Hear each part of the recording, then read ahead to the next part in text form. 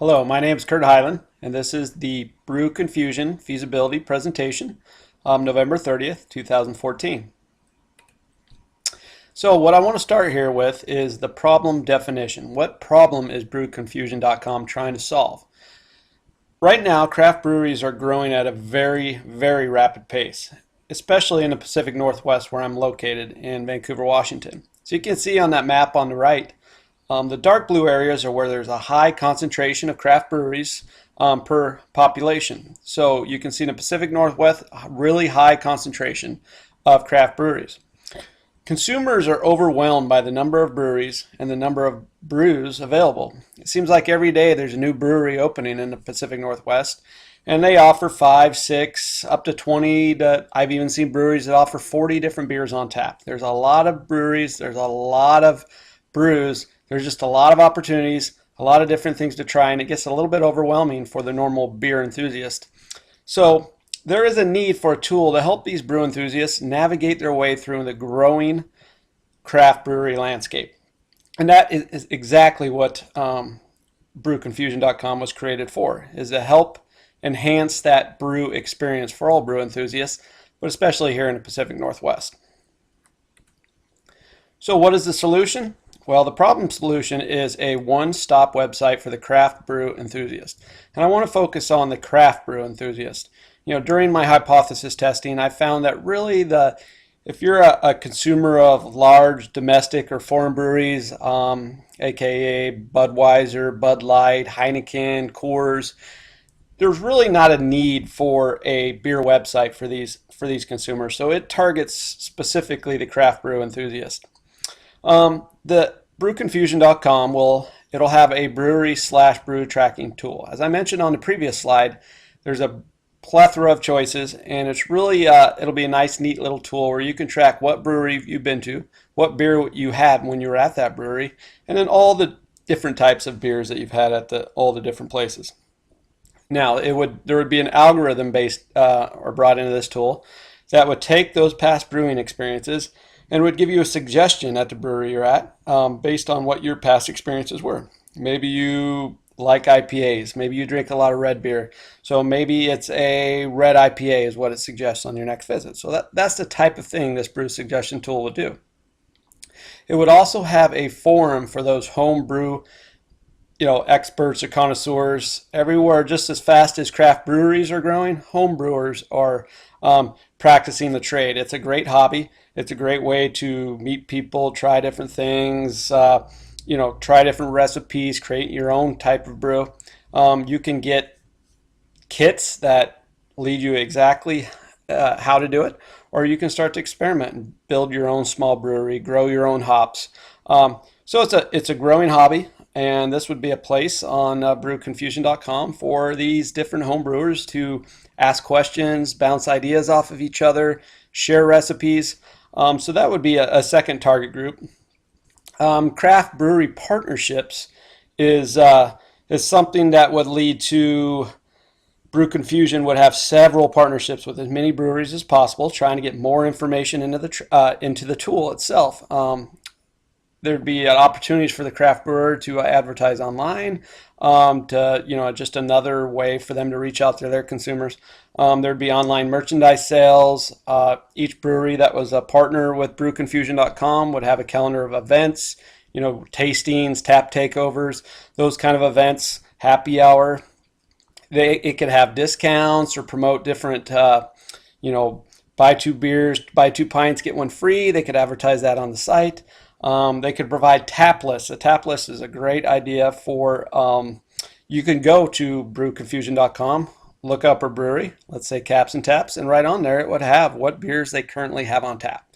So it's a great way to check out a couple of different breweries on the website and then pick the one that you want to go to based on the tap list that they have.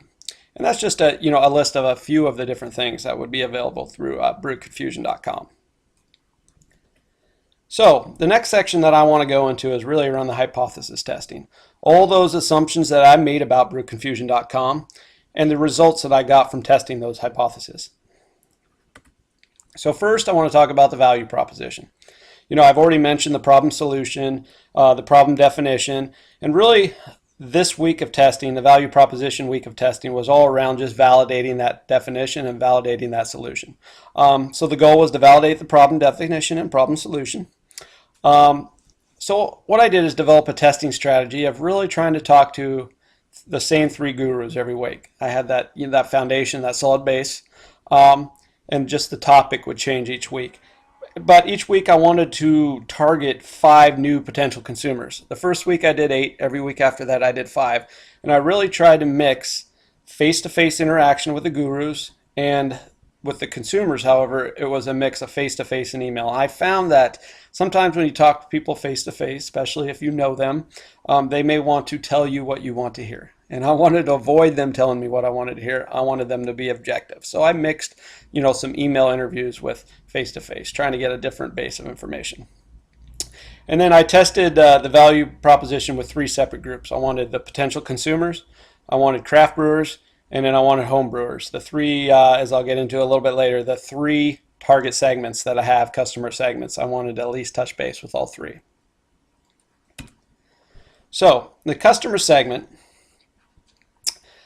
like I said, I targeted 3 segments: the craft beer drinkers, home brewers, and craft breweries.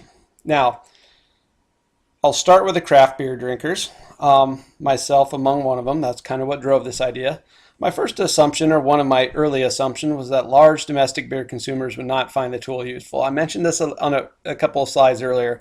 I wanted to make sure I confirmed this. I didn't want to leave out a customer segment just based on an assumption. I needed to validate that. It was confirmed. This beerconfusion.com would be best suited if it targeted craft beer drinkers. So that was good. I confirmed it. With homebrewers, my assumption was that homebrewers would like a forum to ask questions, share recipes, share ideas, and I confirmed this. I confirmed this assumption that most of the homebrewers that I've talked to would like that opportunity. There were some, however, that were a little bit skeptical about sharing recipes. Everybody comes up with something, the next best thing, the next great thing that they like to take to parties, and they're a little skeptical about sharing, which is fine. There's still plenty of other things that they can share in the forum. And then finally, with craft breweries, one of my assumptions, or the main primary assumption with this customer segment, was breweries would love another channel to reach consumers. They could utilize brewconfusion.com as an opportunity to reach out to consumers, offer discounts, bring people in, invite people in, and just an exchange of information. So, distribution channels. That was the next block that I tested. And this one I was pretty confident about, that the primary distribution channel, obviously, for the website is the internet. Now, that's a no-brainer, right? And the primary tools to access the internet, you have the PCs and laptops, you have tablets, you have smartphones. There's more, but these are the 3 primary methods. So my assumption was that consumers want information on the go. People are always out and about. They have these gadgets, they have these tools, they can access the internet on the go. They want information on the go, and this would be a perfect tool for people that want information on the go. So I confirmed that through the testing and the distribution channel week. Another assumption was that consumers primarily would access the tool through tablets and smartphones. There are PCs and laptops, and some people access through those, but I think the primary methods would be those 2, the tablets and smartphones. And I was able to confirm this. So that would be my primary distribution channel would be the internet, and the 2 methods of accessing the internet that I would target would be the tablets and smartphones. So customer relationships. This was the next week, the next block to test, and really focused around 3 things: getting the customer, how do you keep the customer once you have them, and how do you grow that customer base? Because in order to grow revenue, in order to show market share growth, to become bigger, to become more robust, you have to grow that customer base. So the first step, the get. I had a couple assumptions around how do I go attract new customers, how do I attract customers to begin with, and I thought some print advertising, creative type print advertising, a cheap, effective method that I could post in craft breweries and different places, maybe where they sell beer, highlighting this new tool, this beerconfusion.com. Brewconfusion.com would be an excellent way to reach and get new consumers. Also, I tested an assumption around free download trial periods. So with those smartphones and tablets, they require application downloads. App downloads, as most people call them.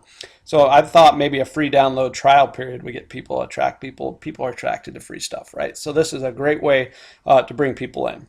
Now, what do I do once I got them? Well, the first step, or the first assumption that I wanted to test, was online surveys. I personally don't like to take online surveys, so I wanted to see how skeptical people would be. I think if you attach some type of incentive to filling out an online survey, it's a great way to get some feedback to help the business, and I confirm this. Loyalty rewards. Hey, how do you reward people for continuing to purchase, continuing to continue to use your product? Loyalty rewards is a great way to do that.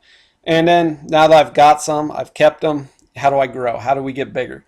Referral discounts. Get people out there. Word of mouth is the best way to get more customers.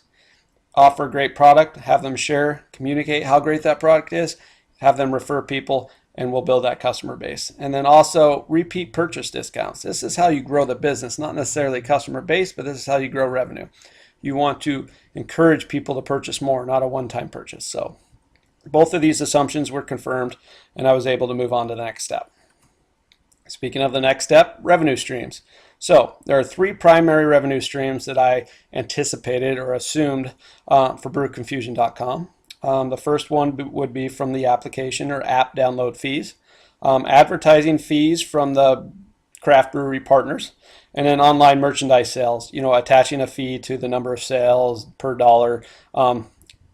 Either way, it's a way to generate revenue by allowing craft breweries to sell merchandise online on brewconfusion.com. So my assumption around the download fees would be that consumers would be more willing to pay to download an app if the fee went straight to their cell phone provider.